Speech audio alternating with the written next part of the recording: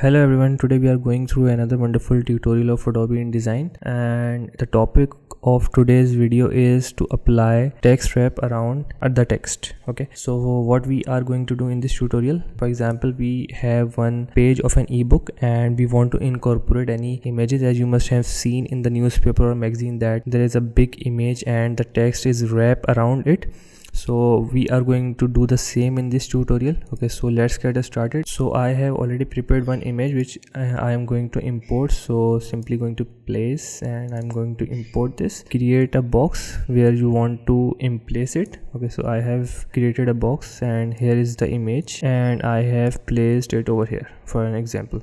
Okay, so here it is, but this is not serving the purpose. Okay, so what we have not done right now, we have placed the image but we have to apply the text wrap. So go to window. Here you can see the option of text wrap with the shortcut of Control Alt and W. Just open it and here you will see multiple options. So the current option that is selected is no text wrap. Okay, so we have to apply the text wrap option. So I'm just going to apply wrap around object shape. So what it does, it will wrap the text around this golf person. Once I click on it, here you can see that there are multiple options of wrap to both right and left side. What it does, that it will wrap the text from both hand sides. Okay, and here you can see contour options. So basically this is a very important thing.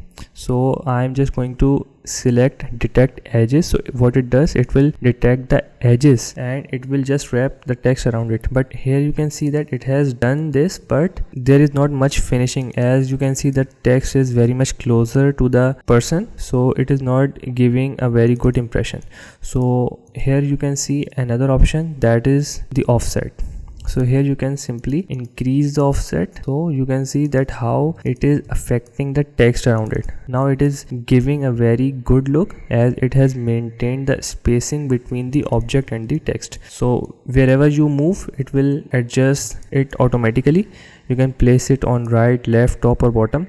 You can increase or decrease the offset depending on your requirement, and even if you want to make changes to the object, you can go back and can do, and the changes will be reflected in the same InDesign. So let me tell you, just click on this and for example you have just select the object.